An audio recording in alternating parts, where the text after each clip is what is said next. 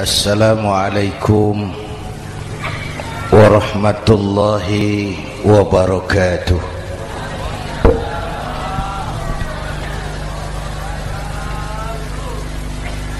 Alhamdulillahi wa kafa,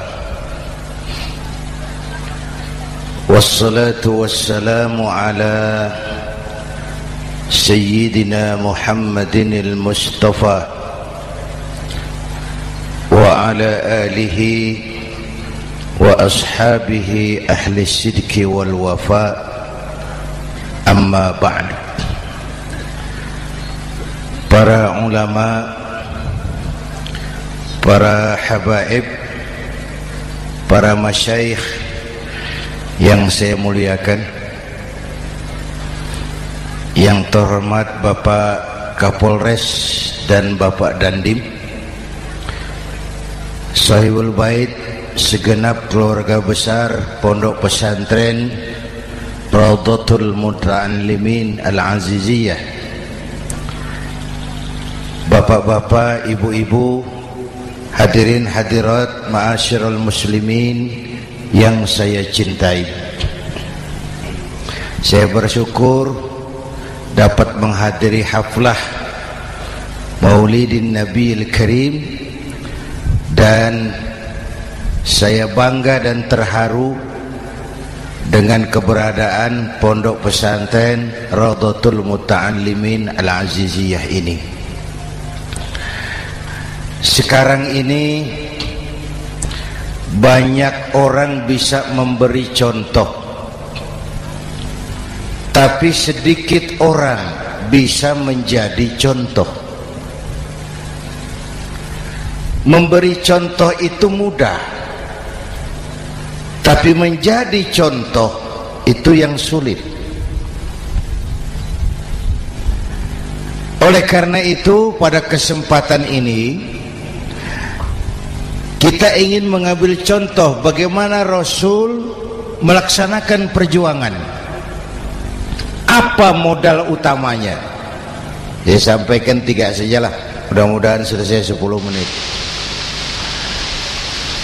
Yang pertama, modal utama perjuangan baginda Rasul adalah akhlakul karimah. Memperbaiki akhlak dengan akhlak. Oleh karena itu, surah Madu sudah selesai. Dari dan ke Madura jadi lebih mudah. Bahkan Madura akan jadi daerah industri. Tetapi yang kita ingin, Madura tetaplah Madura. Akhlak tidak boleh berubah. Zaman boleh berubah, akhlak tidak. Masa boleh berganti, tapi keyakinan tidak boleh mati. Nah, soalnya adalah kepada siapa kita harus berakhlak. Kita itu kan harus berakhlak kepada 2. Kita harus berakhlak pertama kepada Allah. Ini yang terpenting. 13 tahun Rasul berjuang di Mekah hanya memperbaiki akhlak kepada Allah, menanamkan tauhid, meluruskan akidah, membangun keyakinan. 13 tahun di Mekah itu, dengan perhitungan kalau fondasi kuat, bangunan aman. Kalau fondasi melenceng, bangunan bengkok. Kalau fondasi rapuh, bangunan runtuh. Bangunan bagaimana fondasinya, orang hidup bagaimana imannya. Kekuasaan dan jabatan baru ada manfaatnya kalau dipegang tangan orang beriman. Kalau tidak, yang muncul Fir'aun. Harta baru terasa manfaatnya kalau dipegang tangan orang beriman. Itulah sebabnya bangsa kita ini bukan cuma perlu orang pintar, kita perlu orang benar. Bahkan di masyarakat lebih baik benar tidak terlalu pintar ketimbang pintar tapi tidak benar.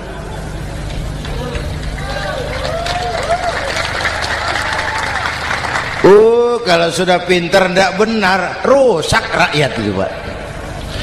Disuruh ngurus beras malah nimbun beras. Ya, disuruh ngurus laut jadi bajak laut. Disuruh ngurus hukum, bikin hukum seperti pisau, tajam ke bawah, tumpul ke atas.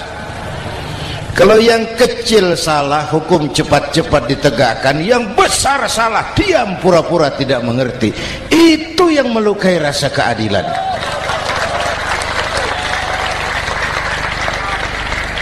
Mulai dari akhlak kepada Allah. Bagaimana cara berakhlak kepada Allah? Caranya dua. Pertama, jangan menyekutukannya dengan sesuatu pun.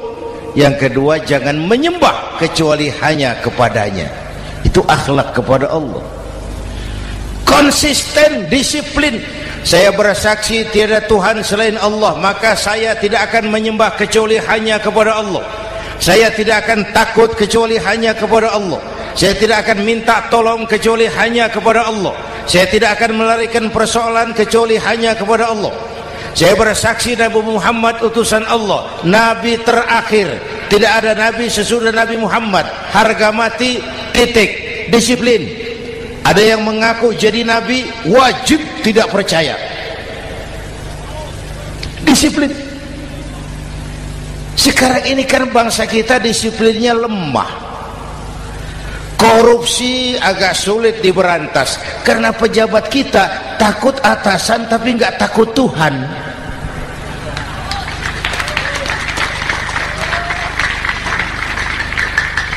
Itu sama dengan anak muda naik sepeda motor ngebut, lampu merah jalan terus, di stop sama polisi. Break. Iya Pak. Minggir. Siap. SIM ada Pak. SNK ada Pak. Tahu kau lampunya merah? Tahu Pak. Kenapa lewat terus? Saya nggak tahu, ada bapak.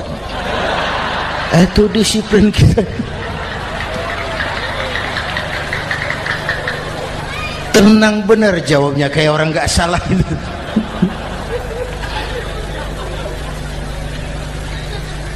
Iman.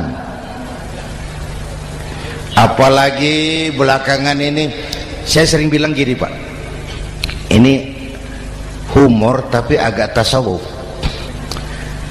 Orang yang paling tenang hidupnya itu tukang parkir. Coba lihat tukang parkir, walaupun mobil banyak, mereknya bagus-bagus, tidak pernah sombong. Tenang ini, tenang. Nanti mobil pergi satu demi satu, habis sama sekali, dia tidak sedih. Tenang. Mobil banyak tidak sombong, mobil habis tidak sedih. Apa rahasianya? Ternyata, nih tasawufnya di sini. Tukang parkir tidak merasa memiliki, tapi merasa dititipi. Wah, itu. Siapa saja yang merasa memiliki, bersiaplah kehilangan, dan itu menyakitkan.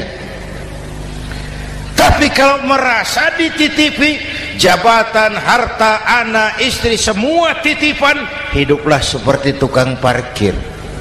Pertama, titipan tidak boleh bikin kita sombong. Dititipi kok sombong, tidak pantas. Ya, Pak Zainuddin titip mobil ya, silakan. Yang punya mobil pergi, saya petatang peteteng. Tidak pantas dititipi kok sombong. Ada orang dititipi jabatan oleh Allah sombong. Dititipi sombong. Ada enggak pejabat sombong? Ada. Namanya Fir'aun. Itu pejabat-pejabat sombong anak buah Fir'aun semua.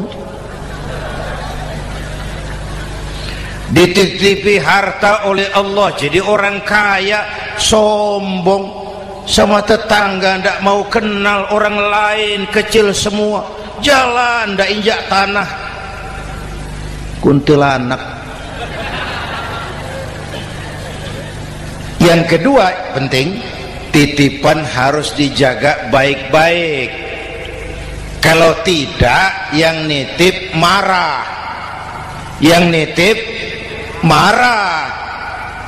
Pak, titip sepeda motor, silakan. Waktu diambil sepeda motor, kaca spion pecah, knalpot hilang, bemper hancur. Marah enggak yang nitip? Marah. Saya kan titip, kenapa enggak dijaga baik-baik? Dititipi harta oleh Allah jadi orang kaya supaya bangun pesantren, bela yatim, santuni yang lemah. Pelitnya 17 setan. Yang nitip marah. Dititipi jabatan oleh Allah isinya korupsi saja, yang nitip marah. Nah, saya mau kasih lihat sekarang. Allah titip Indonesia. Allah titip Indonesia. Hai rakyat, ini Indonesia, aku titip, kata Allah. Sebentar, ada meja mau naik. Silakan, Mas. Iklan. Ya, terima kasih. Jangan disangka kalau disediakan air teh pidatonya jadi lama. Dekorasi ini kok. Sampai mana tadi? Hai rakyat, ini Indonesia, aku titip, kata Allah. Ini negara besar dan kaya. Titipan ini ditebus dengan keringat, air mata, darah, dan nyawa. Ini bedanya. Malaysia memang merdeka, tapi diberi Inggris. Singapura merdeka, diberi Inggris. Indonesia merdeka, keringat, air mata, darah, dan nyawa. Ini negara aku titip, kata Allah. Ini negara besar dan kaya. Buminya subur. Di atas perut buminya segala tanaman hidup. Di bawah perut buminya ada gas, minyak, batu bara. Lautnya kaya, hutannya kaya. Kekayaan negeri ini harus digunakan bagi sebesar-besar kemakmuran rakyat. Itu amanat konstitusi. Disalahgunakan, dikorupsi, yang nitip marah. Yang nitip marah. Kalau dia marah, dia suruh makhluknya yang lain negur. Siapa? Merapi, Bromo, anak Krakatau. Itu Merapi demo, Pak. Kalau kita rakyat demo, anak buahnya Pak Danres turun. Tapi kalau Merapi demo, siapa yang mau ngatasi? Mbah Marijan. Selesai. Sekarang Mbah Marijan sudah kumpul sama Mbah Surip di alam barzah, dia sudah ketemu dia. Kata Mbah Surip, tenang Mbah Marijan, tak gendong, aman sudah. Aman sudah. Saya mau bilang Merapi itu makhluk, Krakatau itu makhluk, Bromo itu makhluk. Tidak mungkin makhluk bergerak dengan sendirinya, pastilah ada yang menggerakkan. Maka baik-baiklah sama yang bikin angin supaya bertiupnya sesuai keperluan. Baik-baik dengan yang bikin air supaya datangnya sesuai kebutuhan. Baik-baik sama yang bikin gunung supaya meletusnya pelan-pelan.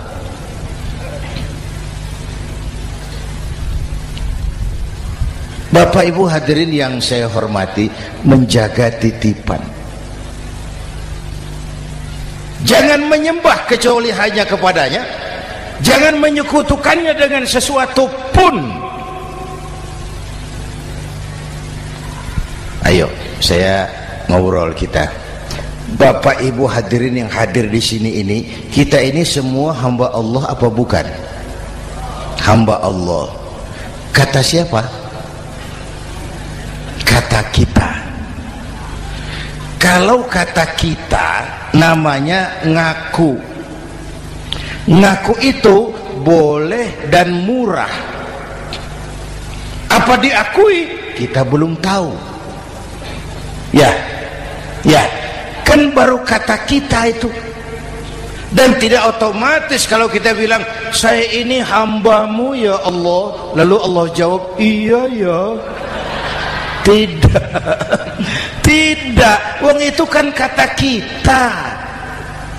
Saya hamba Allah, kata saya. Berapa banyak orang perbuatannya, ucapannya berkata saya hamba Allah, perbuatannya menyatakan dia hamba setan, hamba nafsu, hamba dunia, budak jabatan.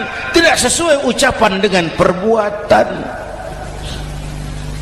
Jadi hamba Allah itu enggak mudah, digojlok, diuji. Coba lihat, yang jelas diakui sebagai hamba itu baru satu yang kita peringati ini, baginda Nabi. Allah mengakui kapan? Waktu menceritakan Isra dan Mi'raj. Apa yang dipakai kalimat? Subhanallazi asra bi'abdih. Maha suci Allah yang telah menjalankan hambanya. Hambanya. Muhammad itu hambaku, aku jalankan dia. Allah mengakui. Kapan kalimat ini turun? Setelah Nabi digojlok, ditempa, digembleng, diuji, difitnah, dicaci maki, dilontari kotoran unta, sahabat-sahabatnya dibantai. Lolos, Muhammad betul-betul hambaku. Ayo Isra Muhammad. Subhanallazi asra bi'abdi, hambaku. Jadi kalau mau jadi hamba Allah ya diuji, digojlok, digembleng. Nah, mari kita lihat kehambaan baginda Nabi. Orang yang paling bersih hatinya Rasulullah. Orang yang paling baik akhlaknya Rasulullah. Orang yang dosanya sudah mendapat jaminan ampun Rasulullah. Tapi Rasulullah kalau sholat malam bengkak kakinya karena rajin sujud. Hati bersih, akhlak terbaik, dosa sudah diampuni. Tapi kalau sholat malam kakinya bengkak karena rajin sujud. Saya tahu di sini juga banyak yang kakinya bengkak.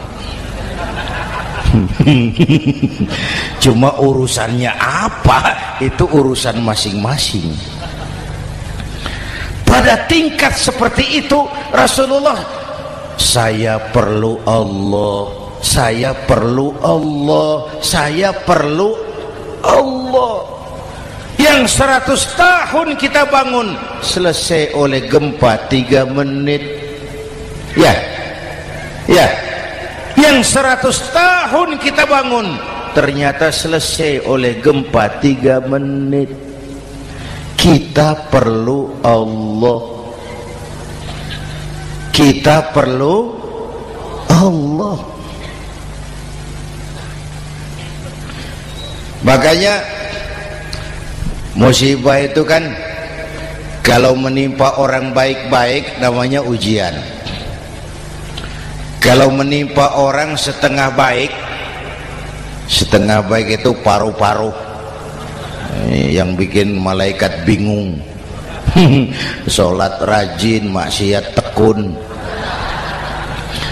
baca Quran mau, fitnah orang hobi, ngaji nyolong jalan terus. Untung di sini nggak ada yang begitu. Di Jakarta banyak. Di sini insya Allah sama. Jakarta. Orang separuh-separuh seperti itu kalau dapat musibah itu namanya teguran, bukan ujian. Kenapa ditegur? Lalai. Nah, kalau orang jahat dapat musibah itu namanya persekot. Uang muka tanda jadi. Kontannya nanti di akhirat. Kalau diuji bukan saja harus sabar, tapi harus lulus. Kalau ditegur, introspeksi, perbaiki yang kurang, kurangi yang memang berlebihan. Bertali-tali, bersambung-sambung musibah ini, dan musibah kalau datang tidak pernah memilih, tidak pernah memilih. Bapak Ibu hadirin yang saya muliakan, jadi mari yang pertama jaga akhlak kita kepada Allah. Jangan menyekutukannya dengan sesuatu pun, jangan menyembah kecuali hanya kepadanya. Sekarang kan musim entertain, orang pandai membangun pencitraan, orang pinter bikin bungkusan. Sekarang ini kiai sama dukun tipis bedanya. Bener Pak, pemburu hantu pakai sorban, pakai gamis, nanti kiai pakai helm. Atribut sudah kacau sekarang ini, siapa pakai apa, siapa mau jadi apa, tidak jelas. Sementara masyarakat kita memang agak kutil, kurang teliti, cepat heran, gampang kagum. Pernah terjadi suatu saat tabrakan di jalan, keras sekali, korban jatuh berlumur darah, dikerubungi orang banyak. Datang wartawan, mau ambil gambar dari dekat sulit, banyak sekali orang ngerubung. Dia cari akal, tolong saya dikasih jalan ke dekat korban. Orang menoleh semua. Saudara siapa? Saya bapaknya korban, katanya. Dia mengaku bapaknya korban. Ya orang minggir semua, minggir, ada bapaknya korban. Orang minggir semua, dia maju ke depan korban. Sampai di depan korban pucat mukanya itu wartawan. Kenapa? Yang ketabrak anak monyet, Pak. Dia sudah ngaku bapaknya korban.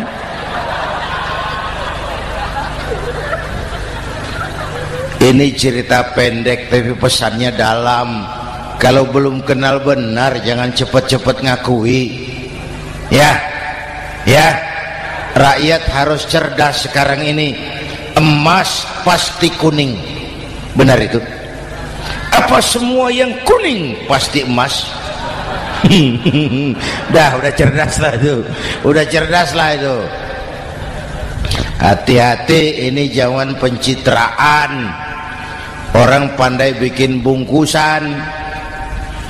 Oleh karena itu kita juga harus punya filter supaya tidak hanyut oleh kedangkalan-kedangkalan pencitraan itu. Satu itu akhlak kepada Allah. Yang kedua, kepada siapa kita berakhlak? Kepada sesama manusia.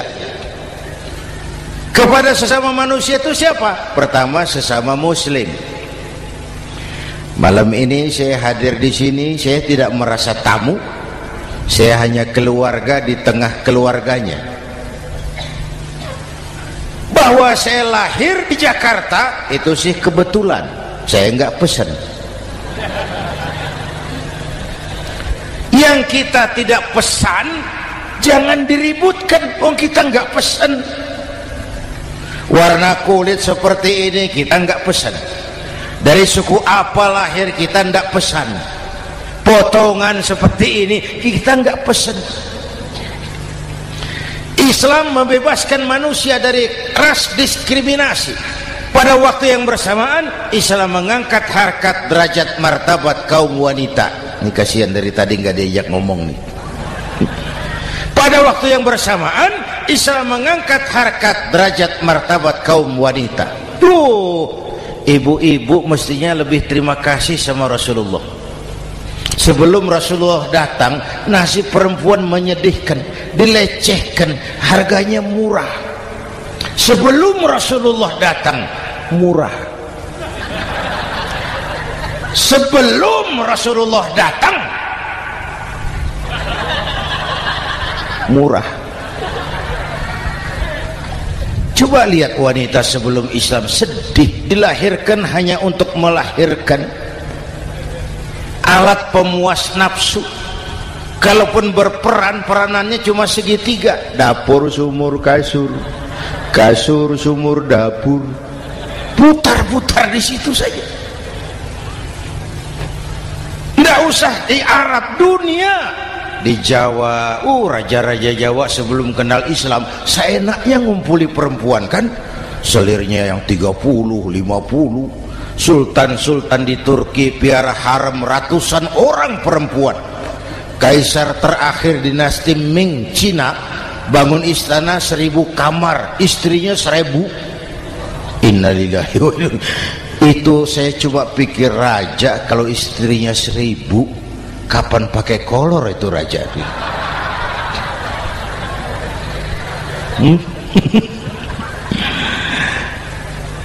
Rasulullah datang terenyuh, an-nisa imadul bilad, perempuan jangan diperlakukan begitu, perempuan tiang negara. Kalau baik perempuan baik negara, kalau rusak perempuan hancur negara. Waktu ditanya, ya Rasul, siapa yang paling harus saya taati di dunia? Ibumu. Setelah itu siapa lagi? Ibumu.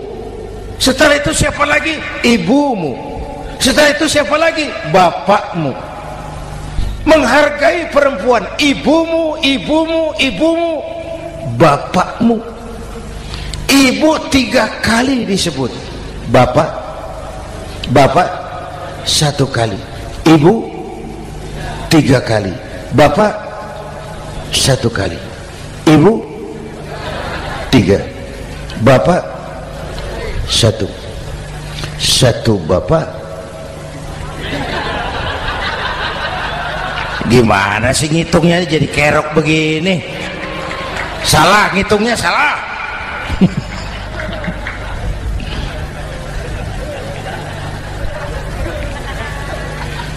Lalu dicairkan kehidupan kemasyarakatan di masjid. Masya Allah, masjid itu pendidikan demokrasi betul.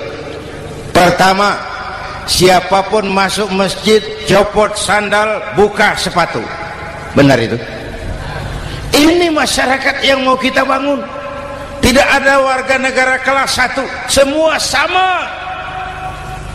Lurah masuk masjid buka sepatu, rah. Camat masuk masjid buka sepatu, mat. Gubernur masuk masjid buka sepatu, Nur. Nikmatnya masyarakat masjid. Nikmatnya masyarakat masjid. Coba binatang saja harganya tidak sama toh. Sapi yang mahal, yang gemuk, betul? Karena harga sapi pada dagingnya. Makin gemuk sapi makin mahal harganya. Tapi ada burung perkutut lebih mahal dari sapi, padahal dagingnya sedikit, betul. Kenapa harganya lebih mahal dari sapi? Harga perkutut suaranya.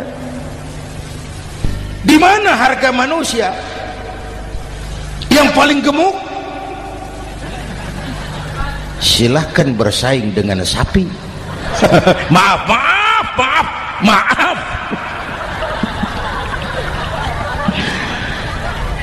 Inna akramakum indallah atqakum.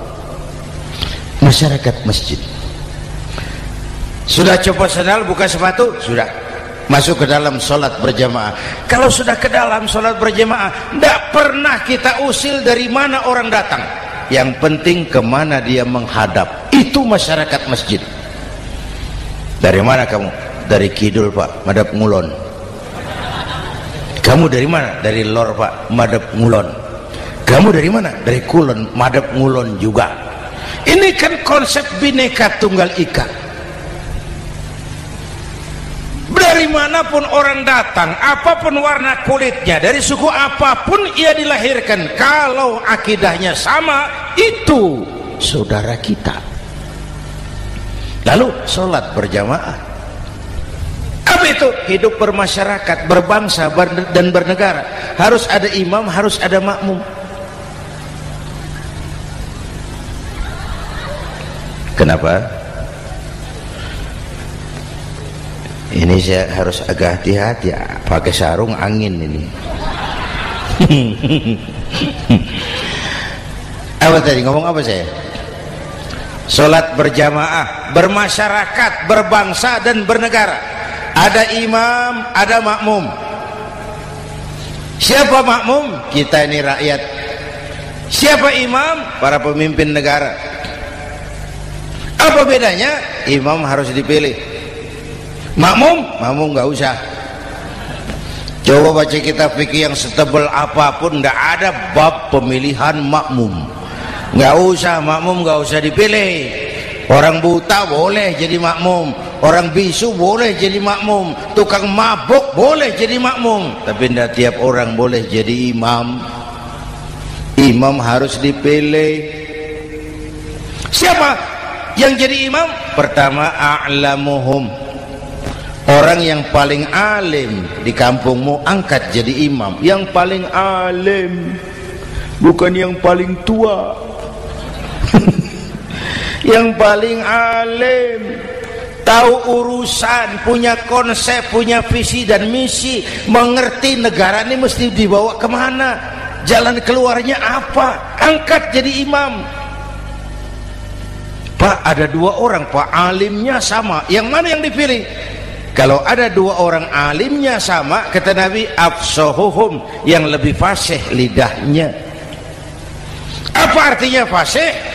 Nyambung sama rakyat, tahu apa yang dimaui rakyat, nyambung. Tidak sah orang fasih bermakmum kepada imam cedal.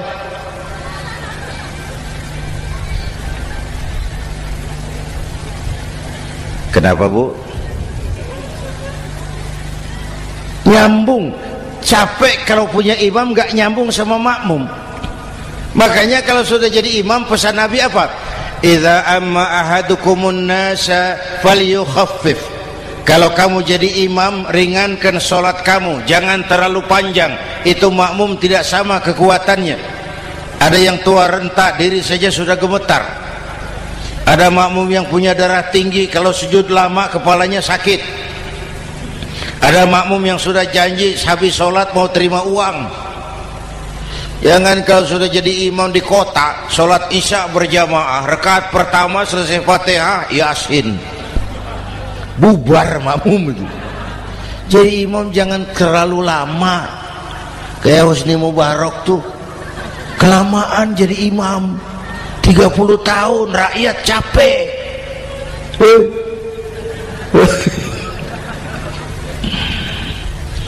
Bapak Ibu hadirin yang saya hormati, nah masyarakat Islam ini loyal, taat, setia. Kapan? Kalau imamnya benar. Imam takbir, makmum takbir, imam ruku', makmum ruku', imam i'tidal, makmum i'tidal, imam sujud, makmum sujud.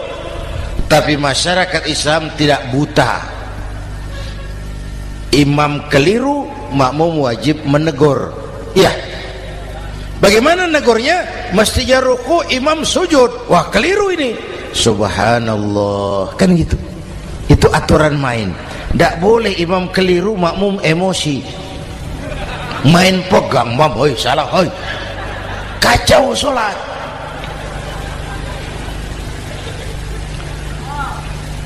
Imam buang angin,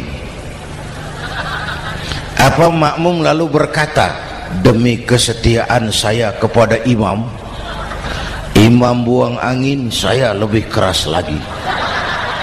Goblok. Iyyaka na'budu wa iyyaka nasta'in. Sampai situ imam buang angin, minggir. Tidak usah ribut. Yang di belakang satu orang maju ke depan, lanjutkan pekerjaan imam. Yang penting imam tahu diri, buang angin, minggir. Ini negara rusak karena imam sudah buang angin. Tenang aja, kayak orang nggak salah gitu loh.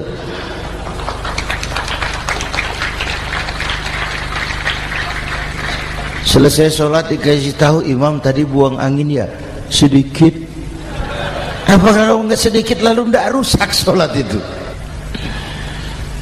Nah, dalam berjaga akhlak kepada sesama, ayo kita jaga kesatuan, persatuan, kerukunan, kekompakan. Ini pesantren Raudhatul Muta'allimin Al-Aziziyah, ini aset kita. Keberadaannya, pengembangannya, kelangsungannya bukan sekedar tanggung jawab pengurusnya, tanggung jawab kita sesuai dengan bidang dan kemampuan masing-masing. Yang punya jabatan bantu dengan wewenangnya, yang punya harta bantu dengan uangnya, yang punya tenaga bantu dengan tenaganya, yang bisa doa bantu dengan doanya, yang tidak bisa apa-apa bantu dengan diam. Diam saja lumayan loh itu membantu. Bapak Ibu hadirin yang saya hormati, saya ingat almarhum Panglima Besar Sudirman pernah bilang, kamu itu kalau mau menang harus kuat, kalau mau kuat harus bersatu, kalau mau bersatu hidupkan semangat silaturahmi. Mau menang harus kuat, mau kuat harus bersatu, mau bersatu hidupkan silaturahmi. Bapak Ibu hadirin, rukun antar umat seagama. Beda pendapat boleh, marah jangan. Kalau di Jakarta kan sekarang lagi musim apa itu wahabi yang bid'ah, sedikit bid'ah itu. Saya sih bilang yang suka tahlil bagus, terusin. Yang nggak suka tahlil nggak apa-apa, tapi jangan mencaci maki yang suka tahlil. Orang yang mabuk masih banyak kok yang tahlil dicaci maki. Kita nih seperti orang kurang kerjaan. Waktu guru saya Hadratul Mukarram Ki Haji Dr. Idham Khalid wafat, saya ajak orang baca Fatihah. Selesai, saya lagi duduk di belakang, seorang pengusaha nemui saya, Kiai, kenapa? Saya coba ingin kepastian. Apa? Orang yang sudah mati dibacakan Fatihah itu apa pahalanya sampai? Saya bilang gini, Mas, kamu kalau nggak percaya mati aja dulu. Saya bacain Fatihah, tunggu di sono. Kalau nggak nyampe balik lagi nggak apa-apa.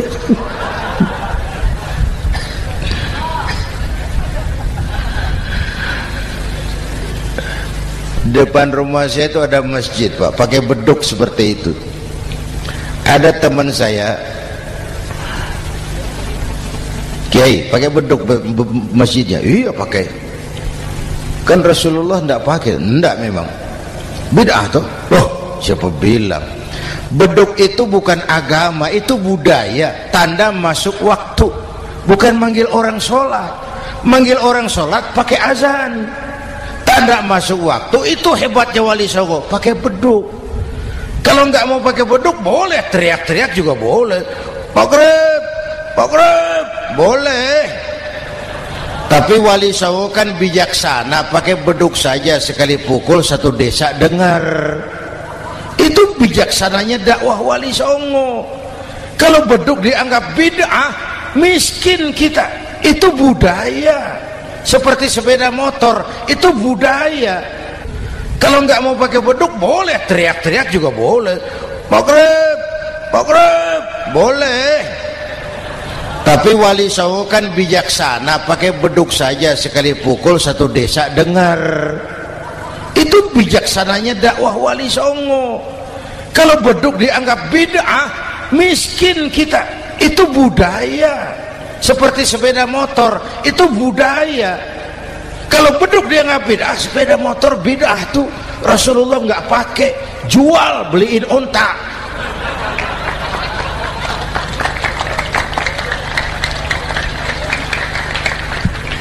Ayo cari persamaan, jangan memperbesar perbedaan. Hormati pendapat orang kalau pendapat kita juga ingin dihormati. Kasus Ahmadiyah meledak lagi di Cikesik, Banten. Lalu pendekar-pendekar HAM menganggap itu tirani, mengganggu kebebasan beragama. Dia lupa bahwa Ahmadiyah masalahnya bukan kebebasan beragama, tapi penodaan terhadap agama. Kalau kebebasan beragama sih umat Islam welcome. Orang mau Hindu, mau Buddha, mau Kristen bebas memilih agamanya masing-masing. Tapi ini kan Ahmadiyah lain, ngakunya Islam tapi ada nabi lagi sesudah Nabi Muhammad, namanya Mirza Ghulam Ahmad, asal dari India. Saudara hadirin yang saya hormati, ini yang prinsip penodaan terhadap agama. Kalau nggak ngaku Islam nggak masalah. Supaya mau aman caranya cuma dua, Ahmadiyah jadi agama sendiri, karena Malaysia sudah melarang, Brunei sudah, Rabitoh Alam Islami menyatakan aliran sesat, Saudi Arabia melarang pengikut Ahmadiyah pergi bikin haji, dia dianggap non muslim. Cuma memang pemerintah kita nggak tegas. Kalau dari dulu dinyatakan dilarang, nggak akan ada lagi kasus-kasus seperti itu.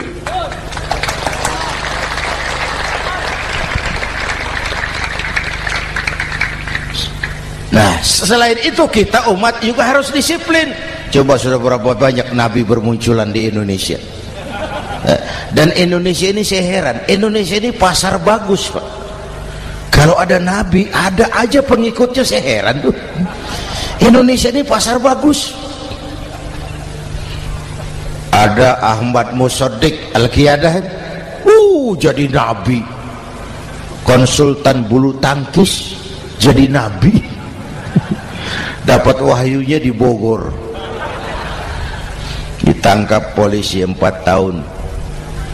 Muncul lagi di Bandung, namanya Sayuti, tukang cukur, ngaku dapat wahyu jadi nabi, ditangkap polisi lagi 2 tahun. Di Malang Ustadz Roy, ya sebenarnya petinju, dia masuk Islam, mu'alaf, belajar Islam tidak pakai guru, diutak-atik ayat Quran. Sholat kita harus mengerti artinya, maka sholat boleh pakai bahasa masing-masing. Ramai masjid. 2 tahun penjara. Di Jakarta muncul lagi Lia Edan, ngaku Jibril, ditangkap juga oleh polisi. Kita salut sama polisi kita lah, bukan cuma teroris, Jibril ditangkap Pak Kapolres. Saya bilang sama teman-teman polisi, untung dia ngaku Jibril, Pak. Coba kalau dia ngaku Israel, lebih gawat itu.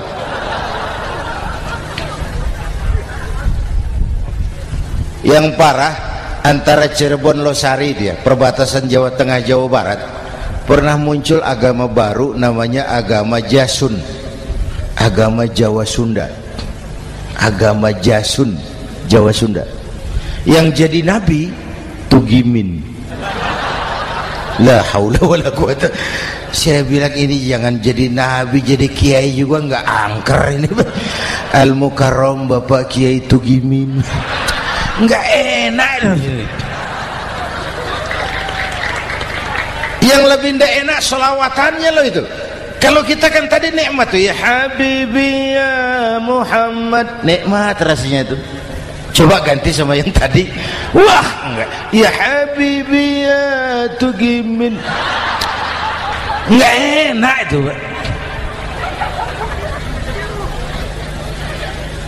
Jadi umat Islam itu sangat menghormati orang lain agama. Soal agama orang lain, lakum dinukum, awas hati-hati kalimatnya. Kita menghormati orang lain agama.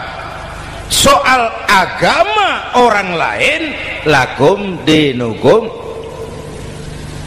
Kita memang yakin cuma Islam agama yang benar, tapi bukan berarti kita boleh menghina agama orang lain.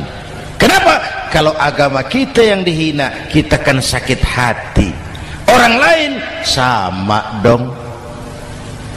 Itu sebabnya Allah berpesan, jangan kau caci maki Tuhan mereka, karena mereka akan balas mencaci maki Tuhanmu. Dan itu artinya mencaci maki aku, kata Allah. Jelas ini? Jelas? Justru karena umat Islam mayoritas di Indonesia, maka kerukunan antar umat beragama terjaga dengan baik. Oh, kalau umat Islam mau main kasar, mau main kayu, mau main keras, umat Islam ini 85%, yang lain pasti selesai. Saya jamin selesai. Tapi kan tidak. Kita sadar betul ini negara Pancasila. Kita sadar betul bahwa kita harus menghargai orang lain agama, menjaga kerukunan, rukun antar umat beragama. Yang ketiga, rukun antar umat beragama dengan pemerintah. Dulu kiai saya bilang, sultanun zulum khairum min fitnatin tadum. Pemerintah yang jelek pun sebenarnya masih lebih lumayan ketimbang tidak ada pemerintahan. Kalau itu ukurannya. Coba umpama nanti Pak SBY sudah terlalu pusing, lalu pengumuman jam 000, seluruh rakyat Republik Indonesia saya umumkan mulai malam ini tepat jam 000 pemerintah bubar. Ayo bayangkan seperti apa kita tanpa pemerintah. Hukum rimba, yang kuat menekan yang lemah, yang kaya merampok yang miskin. Rumah saudara dirampok, lapor ke polisi, kata Kapolres, maaf polisi baru bubar. Hak asasi diinjak-injak, lapor ke pengadilan, pengadilan bubar. Masih ada pemerintah saja yang kuat suka menekan yang lemah, apalagi kalau tidak ada pemerintah. Karena itu ulama dan umarok dua pilar utama. Kalau kuat keduanya, kuatlah masyarakat. Kalau rapuh keduanya, maka rapuhlah juga masyarakat. Bapak Ibu hadirin yang saya hormati, ini yang kedua, kita harus berakhlak kepada sesama. Yang ketiga, kepada siapa kita harus berakhlak? Kenapa? Iya, saya cuma lihat jam. Yang ketiga, kepada siapa kita harus berakhlak? Kita ini harus berakhlak kepada makhluk Allah yang lain di luar manusia. Kepada air kita harus berakhlak loh Pak. Saya dulu remaja ngaji fikih, kiai ngajar makruh buang air kecil di tanah yang berlubang. Saya protes, kenapa makruh kiai?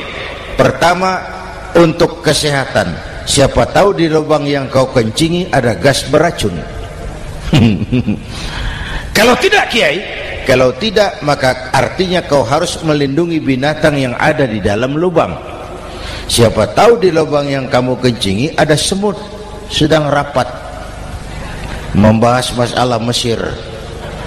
Apa dosanya lalu mati dikencingi? Ini namanya rahmatan li semut. Bapak Ibu hadirin yang saya hormati, ada hadis sederhana, fa iza zabahtum fa ahsinu zibhata. Kalau kamu menyembelih hewan, sembelihlah dengan cara yang terbaik. Jangan nyembelih ayam pakai pisau tumpul, itu namanya tidak berperi kebinatangan. Kepada ayam kita berakhlak, kepada pohon kita berakhlak, kepada air kita berakhlak. Kenapa sekarang alam tidak seramah dulu? Karena kita juga tidak ramah kepada alam. Kenapa sering terjadi banjir? Karena tempat air kita kurangi. Dia bingung mau kemana. Air nggak punya tempat. Akhirnya masuk ke rumah kita juga. Masuk dalam zoharul fasadu bil barri wal bahri bima kasabat aydin nas. Karena kita tidak berakhlak kepada lingkungan. Bapak Ibu hadirin yang saya hormati, jadi itu yang pertama, modal utama perjuangannya akhlakul karimah. Mau sukses, utamakan akhlak. Industrialisasi boleh terjadi di Madura, jalan berhotmik licin, oke, listrik masuk desa, alhamdulillah, tapi akhlak jangan berubah, akidah jangan goyah.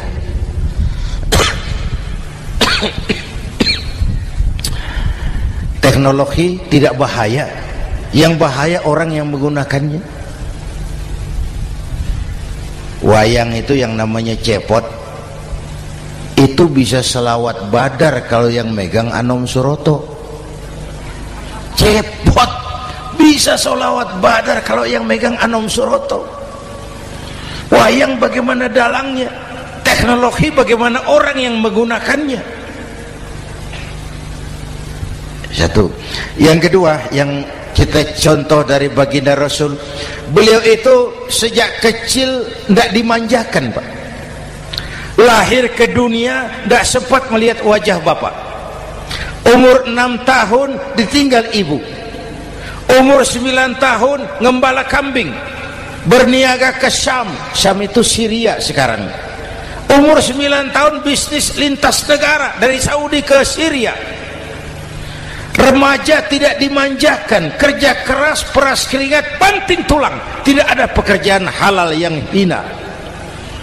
Lahir pribadi yang tegar, mental yang tahan banting, manusia yang tidak cengeng karena sejak kecil ditempa oleh kesulitan. Jadi gini, orang itu kalau biasa susah, ketemu susah, ndak kaget, Pak. Mentalnya kuat. Saya santri biasa makan kangkung, datang ke rumah teman dikasih kangkung, loh makanan saya ini, dikasih daging ayam, nambah. Orang tuh kalau biasa susah enak. Saya santri biasa tidur di masjid, disuruh nginep di hotel, pules, Pak. Tapi yang biasa tidur di hotel suruh nginep di masjid, encok. Hidup ini perjuangan. Mau sukses harus berani susah. Jangan seperti dulu nih cerita santri. Ada santri beternak lebah, ambil madunya itu. Satu hari dia mau periksa sarang lebah, naik ke pohon pakai tangga, pakai sarung biasanya santri. Dia lupa tidak pakai celana dalam. Naik pohon periksa, entah bagaimana terpegang sarang lebah itu, berhamburan lebahnya keluar. Salah satu masuk ke sarungnya, tergigitlah Al-Mukarramnya itu. Dia menjerit, aduh, jatuh berguling ke bawah. Sudah lama jatuh, dia buka sarungnya, dia lihat bengkak. Karena bengkak kan jadi besar, senang juga dia. Dia berdoa, ya Allah, hilangkan sakitnya, biarlah bengkaknya. Ini kan, ini doa orang nggak konsekuen. Bengkak dan sakit itu paket. Mau bengkak ya harus berani sakit. Masa sakitnya bengkaknya mau, sakitnya nggak mau. Itu satu itu. Yang kedua, kita ini sering kalau punya cita-cita sering seperti rapat tikus. Satu hari sekelompok tikus rapat paripurna tikus untuk mengantisipasi bahaya kucing. Bagaimana supaya kucing itu jangan lagi mengganggu kita? Akhirnya ada yang mengusulkan begini, bagaimana kalau di leher kucing kita gantungkan lonceng, supaya kalau dia datang dari jauh suaranya sudah kedengaran dan kita bisa lari menyelamatkan diri. Wah, cerdas tuh. Setuju, setuju semua. Setuju, bagus. Nah, oke. Waktu pembicaraan dilanjutkan, tikus mana yang mau menggantungkan lonceng ke leher kucing? Rapat bubar.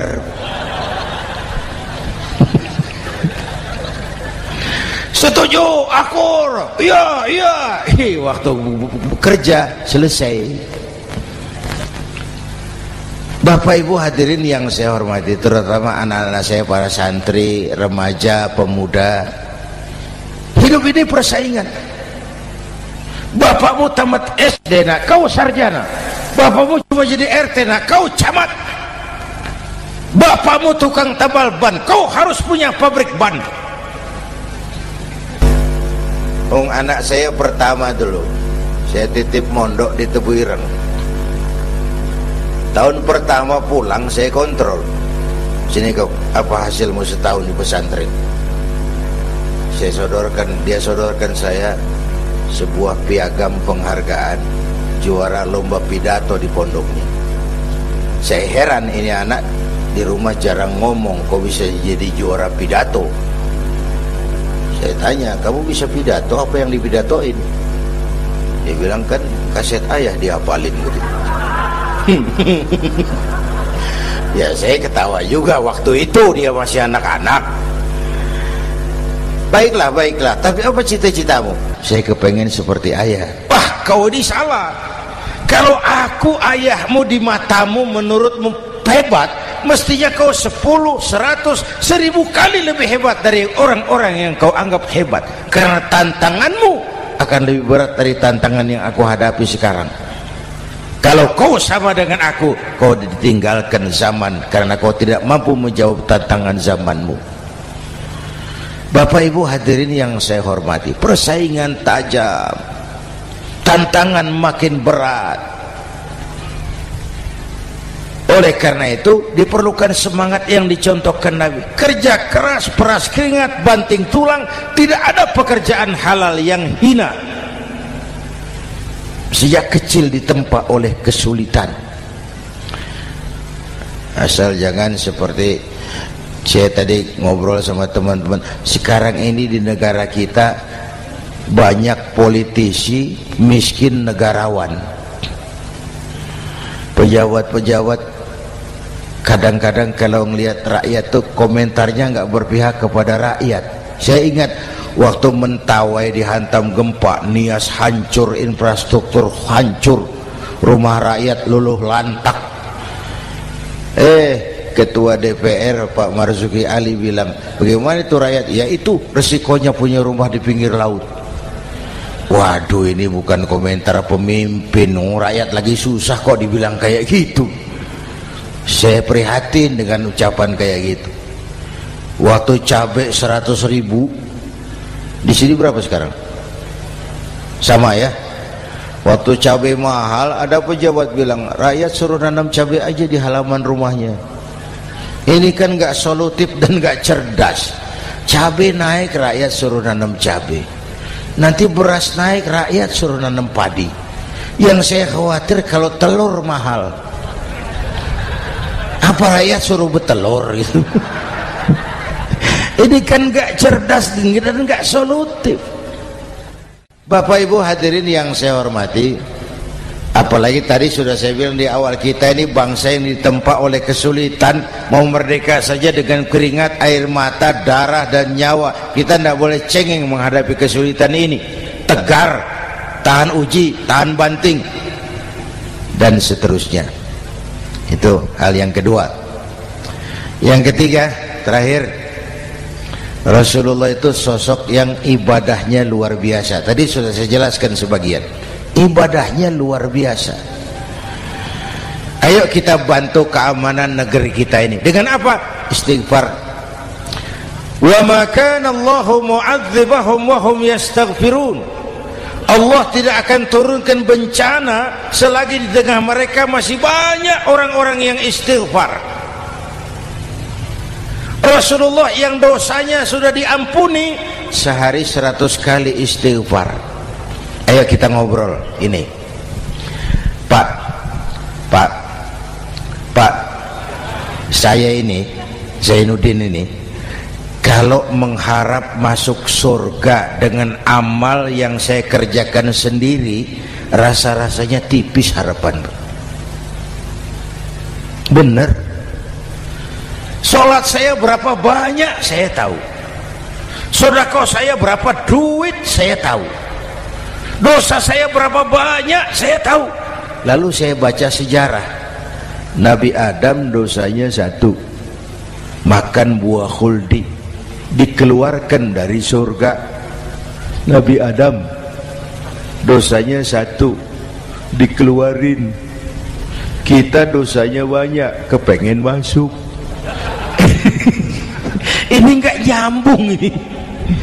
Nabi Adam Nabi Adam dosanya satu, dikeluarin dari surga. Kita dosanya banyak, kepengen masuk, nggak nyambung. Apa yang bikin saya besar hati? Apa yang bikin saya optimis? Ada dua, Pak. Pertama yang disebut rahmat Allah, yang kedua disebut syafaat Rasulullah. Dua itu, Pak. Oh, kalau kita ini insya Allah nanti sampai ke surga, amin, amin. Kalau kita ini sampai ke surga, Pak, saya jamin itu bukan karena amal kita, itu karena rahmatnya Allah. Ndaklah seberapa banyak sih amalan kita mau menggapai surga. Kalau bukan karena rahmatnya Allah, sulit sampai ke sana. Hei manusia, dosamu besar, tapi lihat rahmatku lebih besar. Hei manusia, salahmu banyak, tapi ampunanku lebih banyak. Kau nangis di hadapanku, aku senyum melihatmu. Kau berjalan menujuku, aku berlari menyambutmu. Istighfarnya sehari 100. Lalu ada hadis qudsi, inni la ahammu bi'adzabi ibadi. Kadang-kadang aku pengen turunkan azab, bencana kepada manusia, tapi ketika aku melihat 3 perkara, murkaku surut, bencana aku tarik kembali. Coba perhatikan hadis kursi ini. Allah mau marah hendak jadi, bencana ditarik, musibah diangkat. Kenapa? Ada yang meredam murka Allah. Allah enggak jadi marah. Siapa? Pertama, suyukhan rukka.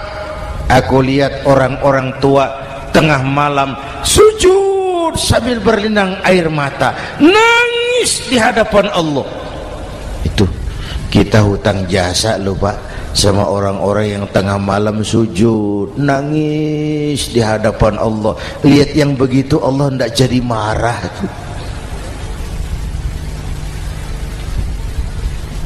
Saya tahu bapak-bapak, ibu-ibu kan suaminya sering bangun tengah malam ya, Bu. Kencing. Bikin bingung malaikat. Sudah mau ditulis tahajud, kencing doang. Kata malaikat, sialan, hampir salah tulis.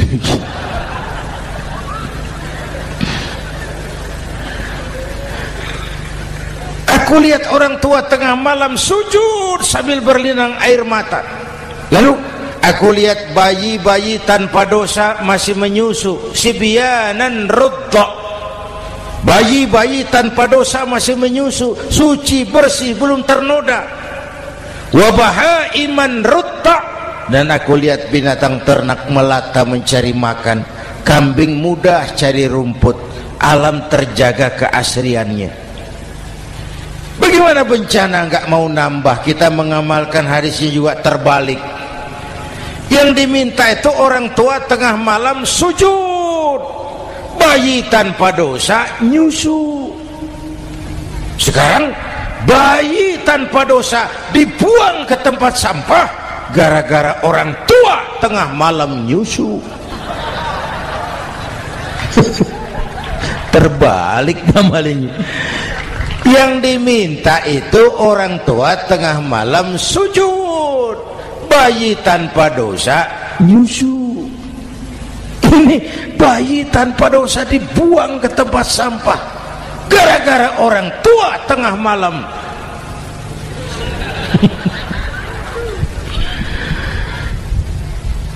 Bapak Ibu hadirin yang saya hormati, rahmat Allah kita perlu. Yang kedua, syafaat Rasulullah. Mari saya cerita syafaat sedikit.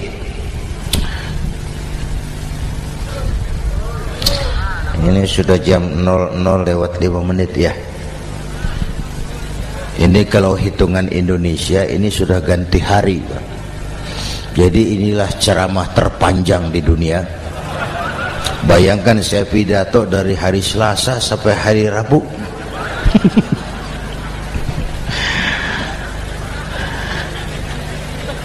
Syafaat. Agak saya singkat ceritanya. Nanti itu Pak, setelah alam ini hancur sehancur-hancurnya, bumi gempa, gunung meletus, air laut tumpah ke darat, halilintar menyambar, planet-planet bertabrakan, semua yang hidup mati bareng tanpa persiapan, termasuk malaikat. Malaikat mati, yang tinggal cuma Allah sendirian. Yang lain hancur semua, tinggal Allah sendirian. Allah patroli, berseru-seru, limanil mulkul yaum, ahai, siapa penguasa hari ini? Mana Fir'aun yang ngaku Tuhan? Nongol kalau memang Tuhan. Mana Abrahat, mana Namrus, mana itu Benito Mussolini, mana itu Adolf Hitler, mana itu Hosni Mubarak?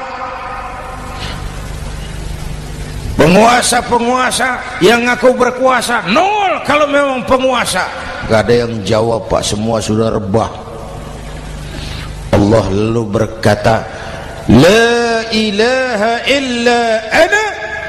Ternyata tidak ada Tuhan lain selain aku.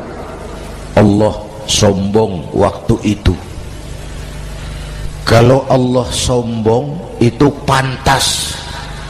Hadis qudsi mengajarkan al-kibriya'u libasi, sombong itu pakaianku, kata Allah. Cuma aku yang pantas pakai. Kamu manusia nggak pantas pakai pakaianku, kebesaran. Pakaian Allah mau dipakai, sombong itu pakaian Allah, cuma Allah yang pantas pakai. Nanti itu yang pertama dihidupkan bukan kita, malaikat dihidupkan lebih dulu. Tiupan pertama, malaikat hidup semua, diatur panitia akhirat. Yang nyambut tamu siapa, yang pimpin marawis siapa, Malik siap, sediakan neraka. Aku mau bakar itu bajingan tengik yang waktu di dunia nggak mau sujud, jauh dari ulama, tinggal di masyarakat jadi biang kerok, sama yatim kejam. Sediakan neraka. Baik Ridwan, iya, sediakan surga.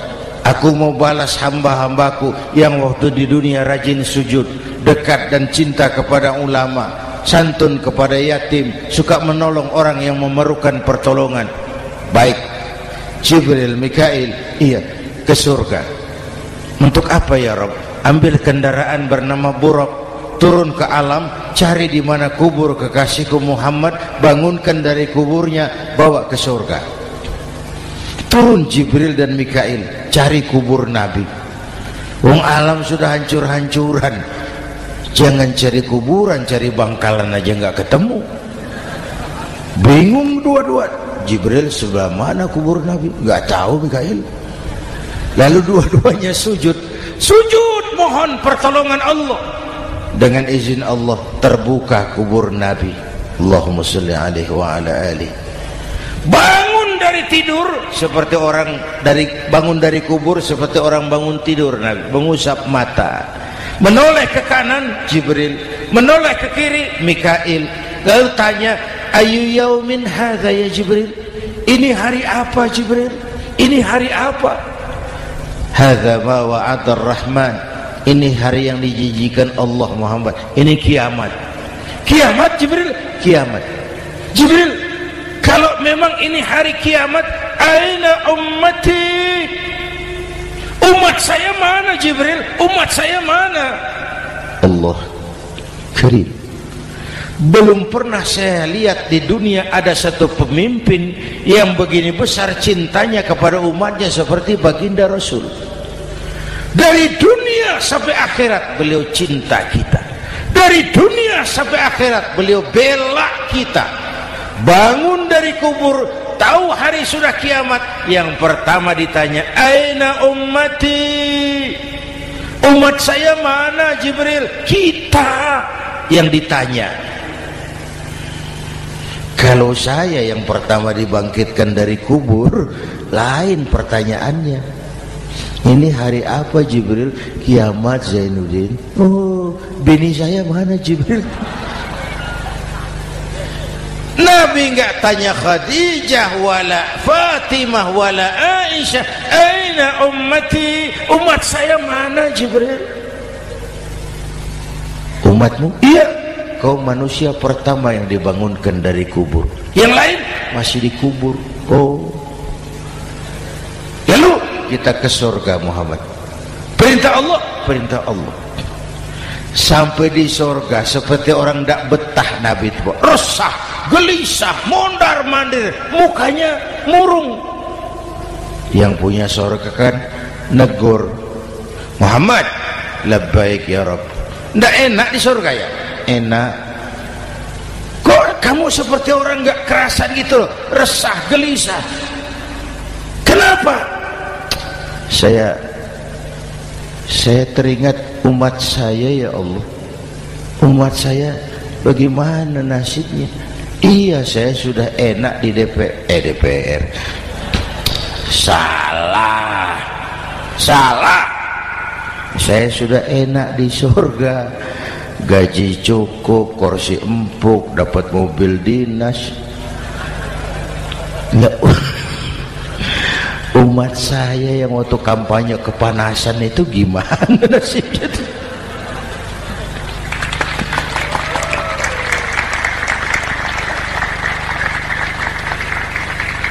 Makanya dulu di Senayan, di depan kantor DPR tuh banyak tukang kaca jualan di situ.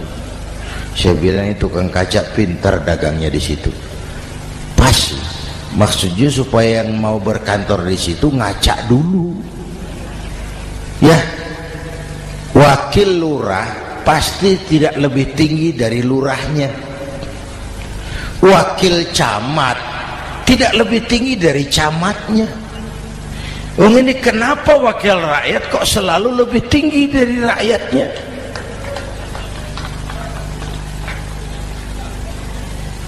Kan yang memberikan mandat kita rakyat. Kemerdekaan bertujuan mengantarkan rakyat ke gerbang kesejahteraan.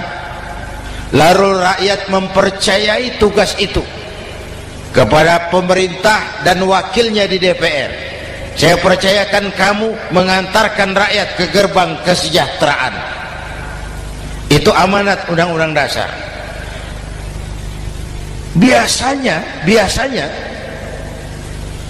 yang diantarkan sampainya lebih dulu biasanya.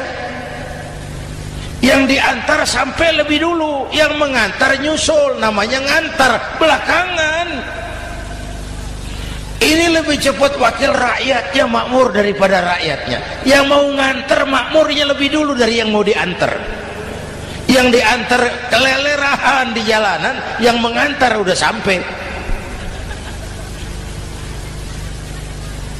Jadi bagaimana Muhammad? Saya minta izin mau keluar, tengok saya punya umat.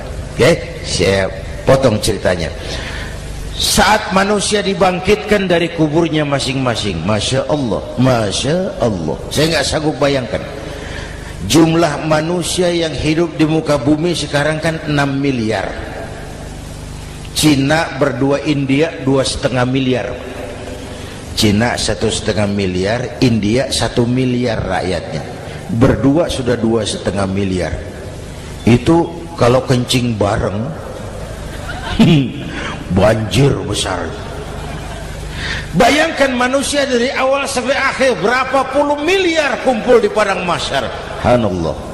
Sibuk, panik, bingung mau disidang di hadapan Allah. Sebagian kumpul di pojokan berunding, kita mau disidangi. Terus ayolah kita cari bantuan. Kemana? Adnan Buyung. Begini. Kita ini kan anak cucu Nabi Adam. Pantas dong kita minta tolong sama beliau. Yuk, setuju. Berangkat cari Nabi Adam. Ya Adam, anta abal bashar. Adam, tuan datuknya manusia, kami cucu kamu, anak turunan kamu mau disidang, tolong kami Adam, tolong. Kata Nabi Adam, Quraisy mas, rombongan Jawa aku naik mumet lagi sama Nabi Nuh saja. Nuh bilang tidak bisa, saya juga punya masalah, pernah minta obat ditenggelamkan. Ibrahim barangkali, semua Nabi hand up, angkat tangan.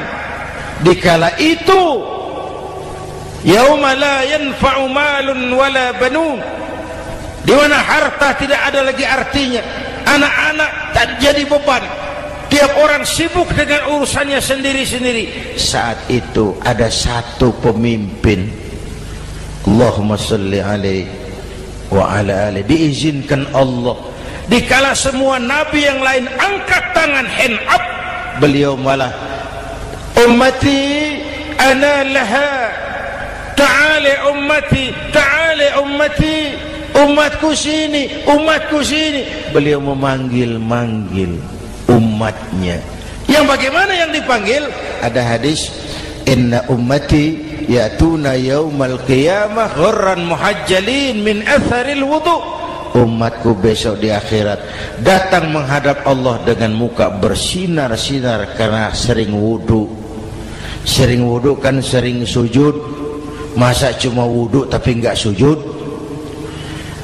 Itu nanti ndak usah mengaku Rasul yang panggil, sini umatku. Tapi kalau muka enggak pernah wudu, enggak pernah sujud, merangkak di depan Nabi, saya umatmu ya Rasul. Kata Nabi, umat saya enggak ada yang kumbal gini. Dikala itu beliau berkenan memberikan syafaat. Syafaat itu saudara-saudara, saya pakai sarung, sobek sedikit. Syafaat itu nambeli, itu loh. Salat saya kurang sedikit, sedekah saya campur riak sedikit, puasa saya tidak ikhlas sedikit, ditutup dengan syafaat. Saya mau dagang, perlu modal 20 juta, saya punya uang 15 juta, yang 5 juta syafaat. Jadi harus ada modal. Kalau sholat tidak pernah, sedekah tidak pernah, lalu syafaatnya dari mana? Yang dapat tambelan itu yang punya sarung bolong, punya sarung sobek, ditambal dengan syafaat. Lah kalau tidak ada sarung, apa yang mau ditambal? Ya. Nah, mudah-mudahan kita semua mendapat rahmat Allah dan mendapat syafaatnya Rasulullah Sallallahu Alaihi Wasallam. Bapak Ibu hadirin, sudah 7:30 lewat 4 jam. Saya pun kangen, tapi hari sudah larut. Insya Allah lain kesempatan kita jumpa lagi. Terima kasih kepada Al-Mukarramun, para ulama, para habaib, pengasuh pesantren Raudhatul Muta'allimin Al-Aziziyah, dan semua yang hadir. Mudah-mudahan yang saya sampaikan ada manfaatnya. Usikum wa iyaya bitaqwallah. Aqulu qawli hadza fa astaghfirullahal azim li wa lakum. Wassalamu alaikum warahmatullahi wabarakatuh.